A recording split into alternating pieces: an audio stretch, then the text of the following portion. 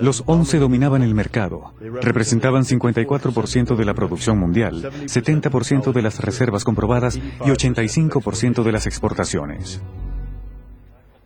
A pesar de la increíble fuerza que representaba la OPEP en la economía mundial, no pudo librarse del poder de las grandes durante sus primeros 10 años de existencia. En este contexto de dominación de las grandes, Pérez Alfonso y Tariki, los dos padres de la OPEP, pagarían caro por el espíritu de independencia. El primero sería Tariki en 1962. Tariki tenía reputación de ser antiestadounidense, y una de las razones por tener esa reputación es que quería una proporción mayor del valor económico del petróleo para su país.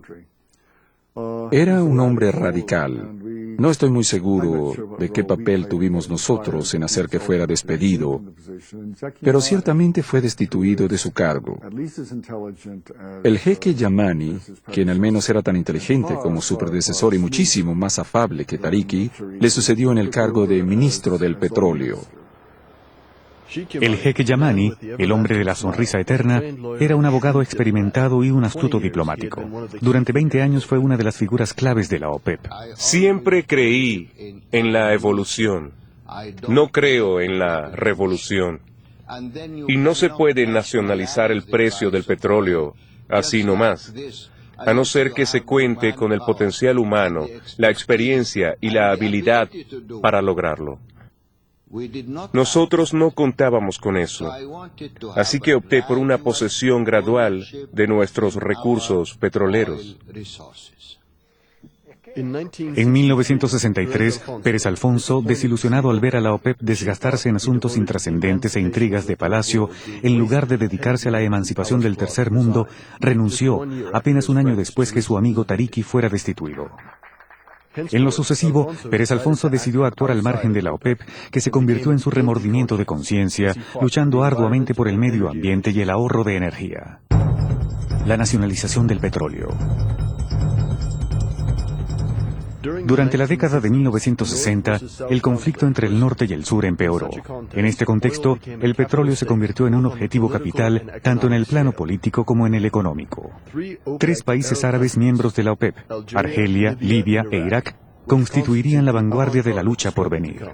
A diferencia de Arabia Saudita e Irán, vistos como títeres en las manos del enemigo imperialista, estos países profesaban una ideología revolucionaria y sus líderes respectivos, Boumediene, Gaddafi y Saddam Hussein, eran impulsados por un odio visceral antioccidental. La determinación de los 3 rápidamente sacudió y despertó a la OPEP del entumecimiento. Argelia, un miembro reciente que se había unido a la OPEP en 1969, lideró esta cruzada del petróleo. A diferencia de otros países de la organización, Argelia obtuvo su independencia en 1962 a través de las armas, luego de una dura y larga guerra de 7 años contra Francia. De manera que para este recién liberado país, su fervor revolucionario era su principal activo, el cual Argelia decidió dedicar al petróleo del Sahara, su mayor riqueza.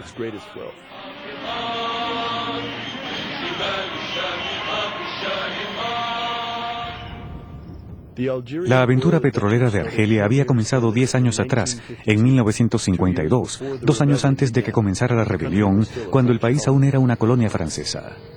De acuerdo con la política francesa sobre la exportación de petróleo desde sus territorios colonizados, algunos geólogos no conformistas apostaron a favor del petróleo argelino del Sahara, a pesar del escepticismo de los expertos petroleros internacionales. Era una apuesta muy riesgosa, ya que las condiciones climáticas eran extremas y el área, que era más grande que Francia, era desierta, sin vías de comunicación ni viviendas. Después de 4 años de perforaciones secas y arduo trabajo, el éxito al fin llegó el 16 de junio de 1956. Un torrente de petróleo emergió desde 3.000 metros de profundidad en Hassi Messaoud. El yacimiento de gas de Hassi R'Mel fue descubierto poco tiempo después. Con estos 2 gigantescos yacimientos, Francia entró a formar parte de las principales naciones petroleras. La prensa cubrió el descubrimiento con beneplácito y la fiebre del oro negro se apoderó repentinamente de la población francesa. Hasta el general de Gaulle atrajo la atención pública al visitar el yacimiento de Hassi Messaoud. En 1960, mientras escalaba el conflicto argelino, el Sahara suministró a Francia y Europa primero petróleo y luego gas. Para ese momento se habían iniciado negociaciones secretas entre el gobierno francés y el gobierno provisional revolucionario argelino. Desde el principio, el tema del petróleo del Sahara fue motivo de acaloradas discusiones. Esto retardó en al menos un año el fin de la guerra, que finalmente concluyó con la firma de los acuerdos de Evian en 1962. Los acuerdos de Evian eran un compromiso que recogía las posiciones de ambas partes. Por un lado, los argelinos reclamaban la soberanía sobre sus recursos naturales en el Sahara, los cuales pertenecían al subsuelo de Argelia. Por otro lado, los franceses sabían lo importante que eran estos recursos petroleros y querían, al menos, un acceso directo a ellos, si no relativamente exclusivo, dada la competencia que existía en la época. Debemos tomar en cuenta que fue a comienzo de los años 60, cuando estalló el consumo de petróleo a nivel mundial, y la producción de crudo aumentó. No había problemas en aquel tiempo. Había enormes yacimientos petrolíferos en todo el mundo. El Medio Oriente, Libia y otros crecieron. La tasa de consumo mundial de petróleo aumentó principalmente por la industria automotriz, pero no era la única causa. En ese momento usábamos el petróleo para la generación de electricidad. Por eso es que los franceses insistieron en tener una posición, si no exclusiva, privilegiada. De modo que los acuerdos de Evian fueron el resultado de esta voluntad, y así se creó un sistema específico para el petróleo y el gas argelinos. Se constituyó una organización específica en el Sahara para el desarrollo y la explotación del petróleo argelino en el sur del país, conjuntamente con Argelia.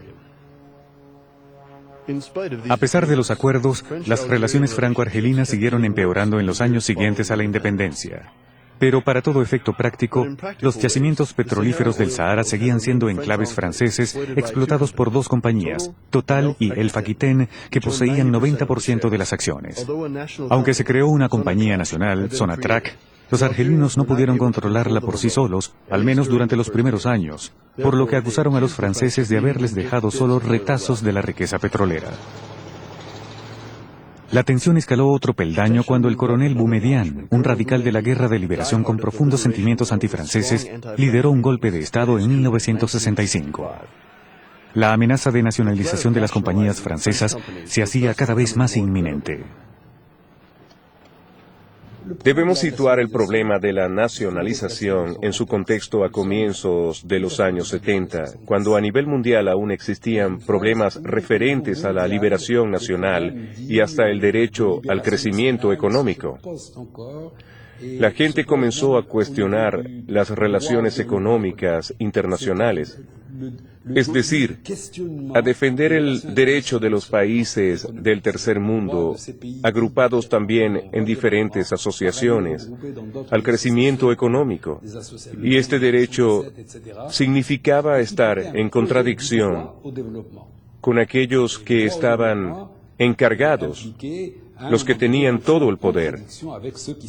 A las compañías extranjeras no les gustó eso para nada, especialmente a las francesas, que poseían el 90%.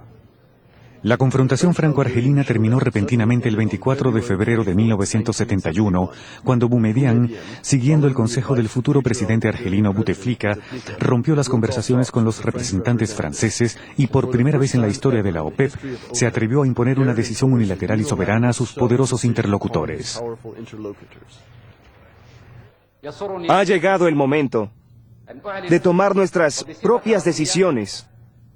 Anuncio oficialmente, en nombre del gobierno y del Consejo Revolucionario, que desde ahora hemos tomado la decisión de expropiar el 51% de los activos de las compañías petroleras francesas. Estas son las decisiones que quería anunciar en esta ocasión. en nombre de la revolución, del gobierno